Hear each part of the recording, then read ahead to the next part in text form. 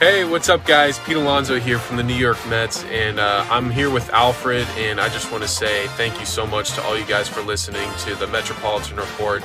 It's a really awesome show. You got some great insight on Mets baseball, and it's a great place where Mets baseball is talked about, and we got a lot of really fun stuff coming up this year, and a lot of really great things coming from this team in the clubhouse, and I'm really, really excited to keep the ball rolling, and it's been such a fun season, and I'm really thankful for everybody coming out to the ballpark and supporting us, and it's just been absolutely tremendous. So thank everybody for listening to the Metropolitan Report, and Alfred, keep doing your thing, and as always, LFGM.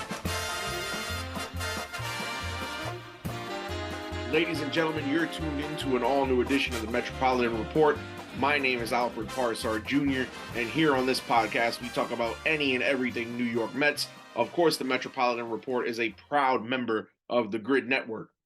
And here on this program today, we are going to discuss the Mets roster. Of course, opening day is next Thursday for the New York Mets as they open the season on the road. And we're going to talk about recent cuts as well as position battles that are going on that are key to shaping the back end of this team and who I think is in and who I think is out and why.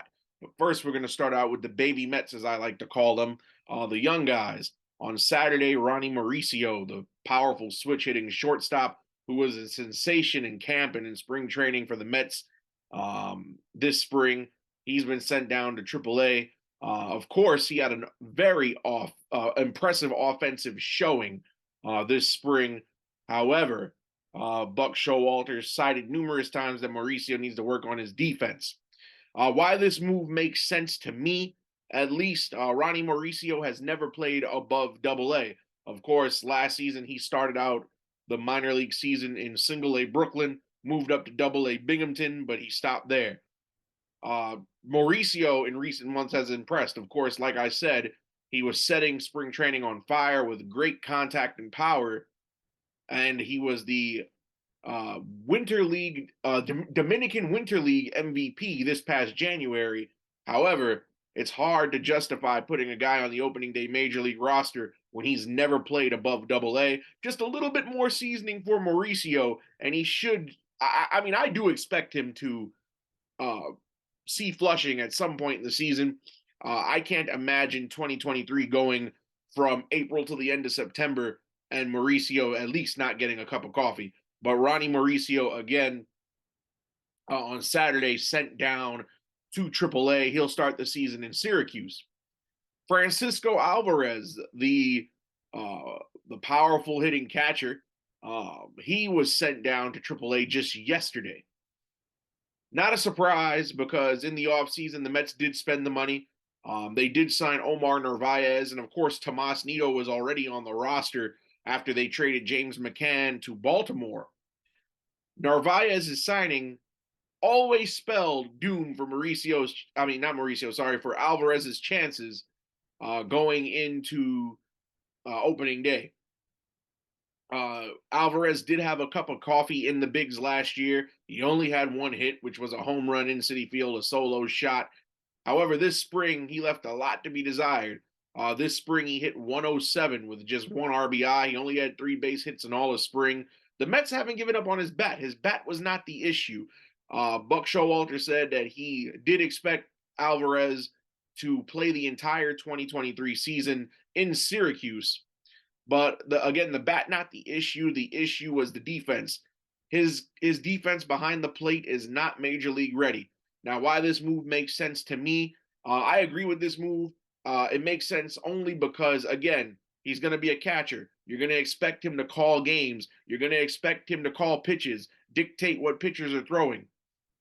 If he can't block a pass ball or a wild pitch, those are key skills at the major league level.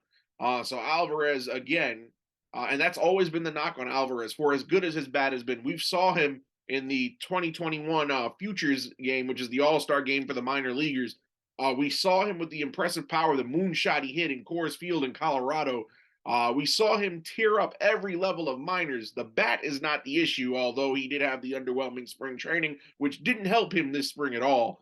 but it's the defense. And you cannot bring a kid up at just 21 years old and have him start on the major league roster just to have him sit there and be a platoon DH, because DH is a position that they're gonna pass the bat around, and we'll talk about that a little later on in the program. But Alvarez, he's gonna be the catcher of the future. You can't waste him away on the bench, not getting at bats or only getting at bats and no defense. He must work on his defense.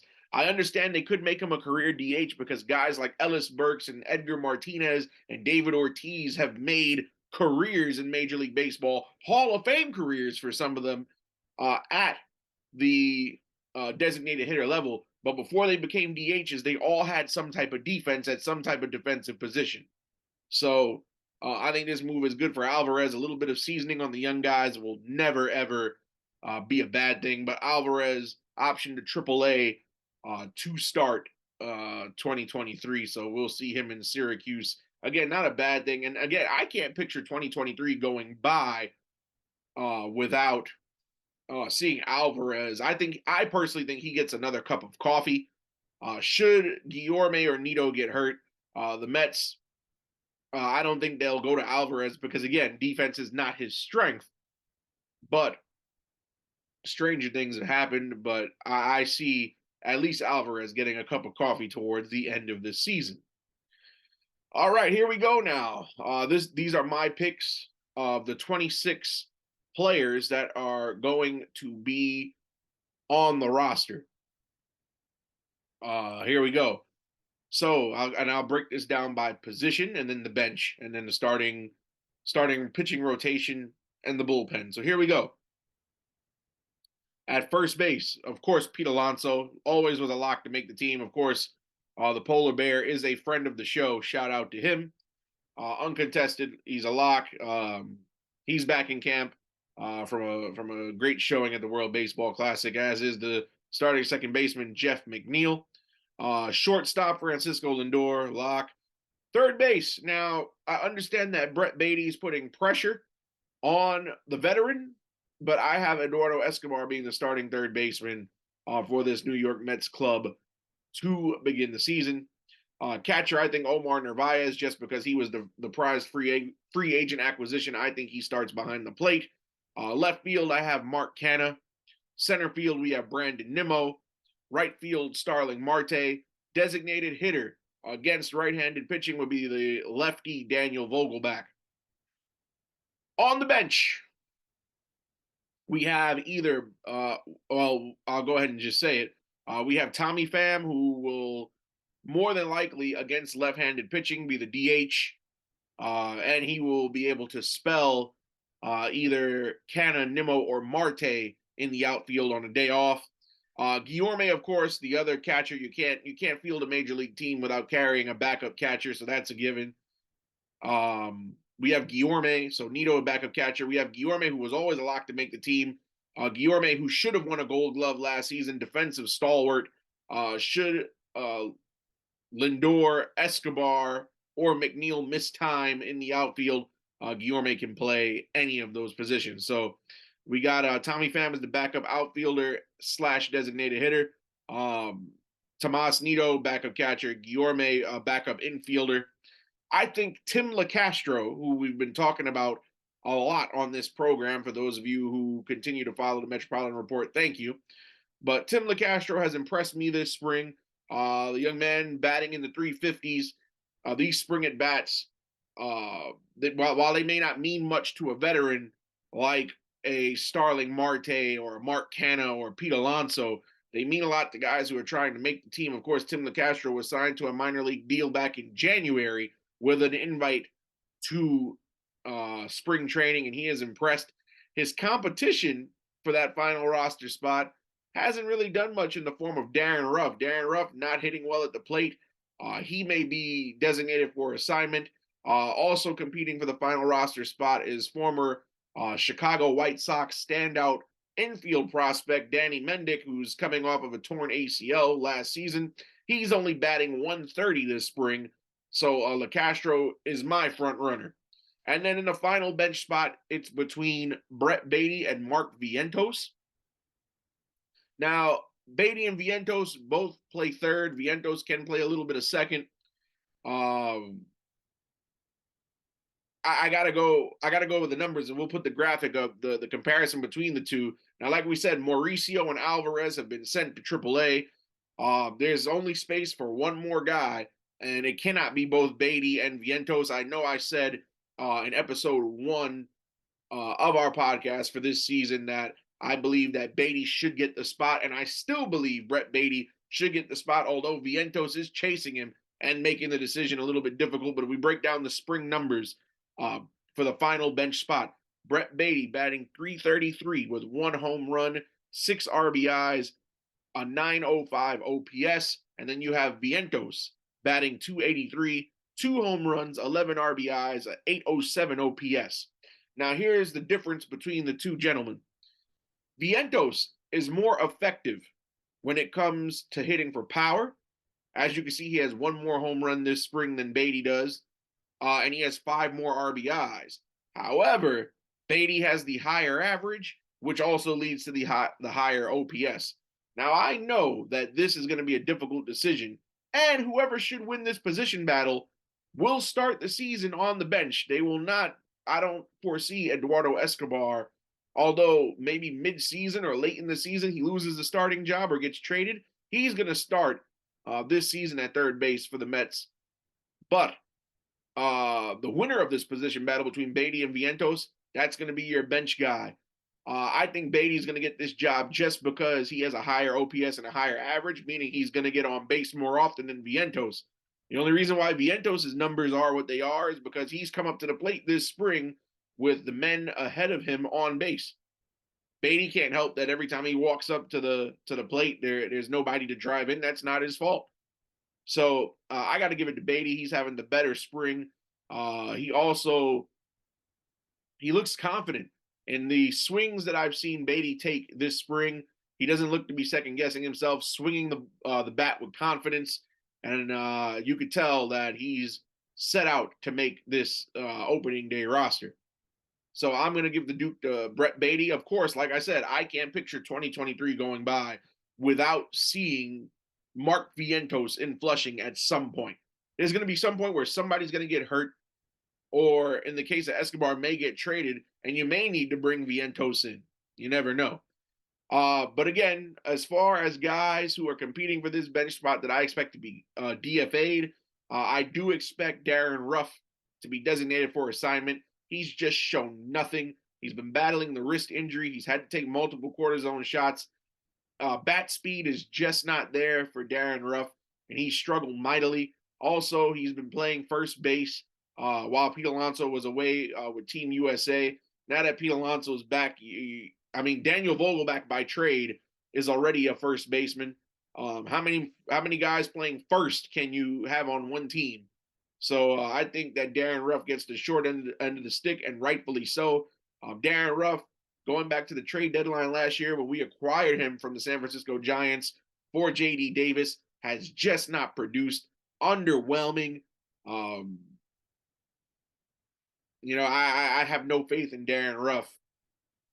I haven't swung a bat in competitive situations in close to a decade, and I probably could have a better at bat than Darren Ruff. So bye Darren Ruff, and like I said, Danny Mendick, he may not necessarily be worth a DFA because he's still a young player with a high upside, but I foresee him starting the season in Syracuse with the Syracuse Mets. I don't think Danny Mendick is a guy that you necessarily need to get rid of outright, but at least Danny Mendick, keep him stashed in the minors. Again, you never know what could happen. Should Guillorme, Lindor, Escobar, or any of those infield guys go down, Danny Mendick can play in that middle infield. Again, he was highly touted with the White Sox, traded at the deadline last year, and he's rehabbing an ACL injury, which is not easy. So again, hasn't played competitive baseball since last June when he went down.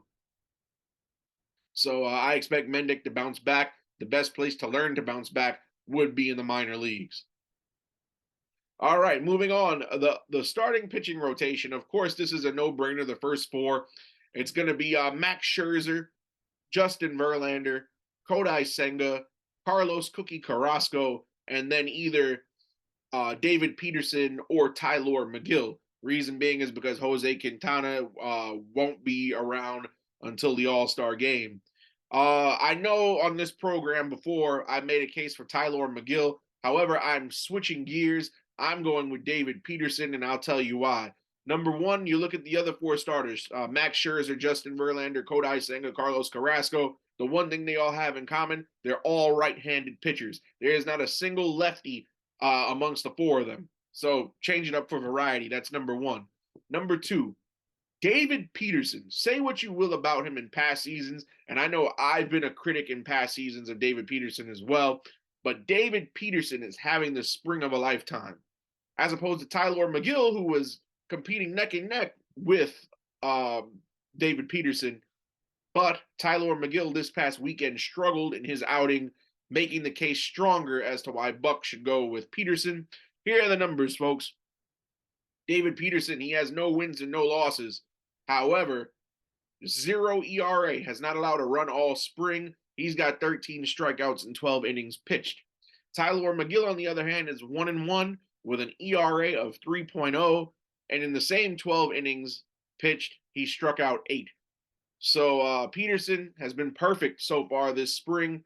Again, to veterans like Scherzer and Verlander and Carrasco, these spring outings and the numbers don't mean much. But to guys trying to make it in the rotation, this is the only way to evaluate talent. And right now, David Peterson has got Tylor Megill beat. Tylor Megill, now the Mets don't necessarily need to have him off of the opening day roster. They could stash him in the bullpen. That's always a possibility. Of course, with the Edwin Diaz injury, having a strong arm like Megill in relief could be a great thing. We've seen plenty of former starters who started their careers as starters or started off as a starting pitcher, and they transitioned to a reliever and have had great careers ever since. John Smoltz, for example, the Atlanta Brave great, started off as a starting pitcher and became one of the greatest closers the game ever saw. Same thing with Mariano Rivera. Mariano Rivera started off as a starting pitcher, had a horrible series of starts for the Yankees until they figured out to put him in the bullpen. So Joe Nathan is another one, the former Minnesota Twin and San Francisco Giant. Started off as a starter, didn't work out, put him in the bullpen, became a flame-throwing closer. So you never know. Megill, a transition to the bullpen could work out in his favor. Of course, to start the MLB season, the rules state that for the first 3 weeks of the season, you're allowed to carry up to 28 players, even though we're only guessing 26 here, but you never know what can happen. Of course, the roster by the second month of the season does have to slim down to 26. That's why we're going 26 in this preview. But I do foresee Peterson making the rotation. I don't know what happens to Megill. I don't know if Buck wants to start him in Syracuse to begin the season. Of course, Megill coming off of an injury last season, or if he wants to stash him in the pen. Bullpen depth is greatly needed on this Mets team since Diaz went down in the World Baseball Classic, and we'll get to that right now. In the bullpen, this is what I have on paper. We have Adam Ottavino, Brooks Raley, Drew Smith, David Robertson, Tommy Hunter, John Curtis, and Dennis Santana in our bullpen now. Stranger things could happen. One of these guys, I would assume, it's either going to be it could be Santana. One of these guys might get cut and make room for Megill. Right now, we have Megill off the roster completely. We have him in Syracuse. But the locks, Ottavino obviously a lock, and he had a great showing in the World Baseball Classic. In the semifinals, he pitched a heck of an inning against Cuba in that 14-2 win. I foresee right now Robertson being the closer. Of course, Robertson has experience being the closer in both the Yankees and the Cubs. So I see Robertson being the fill-in for Diaz this season. Brooks Raley, of course, they brought him in as the lefty specialist. Drew Smith, who looked like a miniature Jacob deGrom last season until he got hurt. He was very impressive early on last season. Tommy Hunter, the Buck Showalter favorite, the veteran. He's a savvy veteran, throws hard. He's proven his worth to the Mets in the last 2 seasons. He now with the injury to Diaz, he's a lock to make this team, I feel. And John Curtis, somebody we talked about on the very first Metropolitan Report this spring. John Curtis, of course, coming off of the Tommy John surgery in 2021. He missed all of last year, but he's had a great spring as well, showing great stuff. His mechanics are great. You would have never thought he missed a year last year or got hurt the year before. Dennis Santana is a very interesting pickup. Mets claimed him off waivers. He spent 5 major league seasons in the bigs, or parts of 5 seasons. Hasn't really had much success, but you things could be surprising. Of course, Santana has been a member of the Dodgers as well as the Texas Rangers. He started out this year in camp with the Minnesota Twins. They let him go, and the Mets claimed him off waivers because they did use a waiver claim. That's the only reason why I have him as a lock to start the season in the bullpen. He has a career ERA of 5.22, which is not what you want to see. I personally don't like any ERAs for relievers over 3, but he does throw hard. He does throw with a lot of velocity, per the scouting report on him. Because he's spent the last couple of years with the Texas Rangers, because me being a staunch Mets observer, haven't really gotten to see much of Dennis Santana lately. But from the way that he's looked in camp so far this spring, he has an ERA north of 3. But it remains to be seen if he's a guy that the Mets stick with for the long haul, or if he is a guy who they're going to look to let go as soon as somebody else becomes available.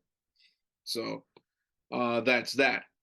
But again, these position battles are going to come down to the wire. Again, opening day is next Thursday for the New York Mets. Of course, opening day next week, Thursday, March 30th. The Mets start the season on the road against the Miami Marlins, and the Mets looking to put together the best roster that they can because they want to start the season off on the right note. And the Miami Marlins are not the usual cellar-dwelling team that they've always been. Of course, the Miami Marlins, they have Jazz Chisholm, who is a phenomenal talent, cover boy of MLB The Show this year. They don't just put anybody on the cover of the show. They have Sandy Alcantara, who's coming off of a Cy Young winning season. And then they've gotten better, the Miami Marlins. They've added Gene Segura, the former Philadelphia Philly. Jorge Soler is back for another season. Garrett Cooper, who was a power hitting first baseman. This Marlins team is nothing to play with. They've added Luis Arias, the former Minnesota Twins second baseman. So there's some oomph behind this team. They're hoping that finally they could compete, not having seen the playoffs since 2020, the COVID shortened year. And of course, our next episode will be next Wednesday. Once we have the final rosters, I'll give you my game predictions the day before opening day. So next week, Wednesday, we'll have our opening day special. But this has been our roster preview here. And again, sound off in the comments whether you guys think the final spot should go to Beatty or Vientos for position players, or neither should get it. If you think I'm wrong, the starting pitching rotation, who do you think is going to get it between Peterson and McGill? If you disagree with me, or what other option you think the Mets can go to. But this Mets team, I have high hopes for. A bit of injury news over the weekend. Brandon Nimmo was injured. He sprained his knee sliding into second base on a double play. He is considered week to week, but there is no fear that he will miss opening day, which is a good sign of things because the way that the Mets have been going lately, of course, the Diaz injury in the World Baseball Classic, Brooks Raley having to be removed from Team USA due to an injury, a minor injury at that. And then you had Starling Marte miss some time. He's now back after he took a fastball to the helmet in his second spring training game this spring. Nimmo is a little bit concerning because he reported to spring late after the major contract that he was given in the off season. Uh, you hate to pay a guy big money and extend him, and then he gets hurt. He was rehabbing several injuries, and Nimmo is very concerning because he has an injury history. But again, there is no fear that he will miss opening day. Well, folks, uh, again, we will be back next Wednesday. In the interim, stay glued to our YouTube channel, where I'll have Metropolitan Report shorts. Stay tuned to the Instagram at _Metropolitan_report, where we bring you news that we may not cover here on the show, and we get you late breaking updates on anything as it happens.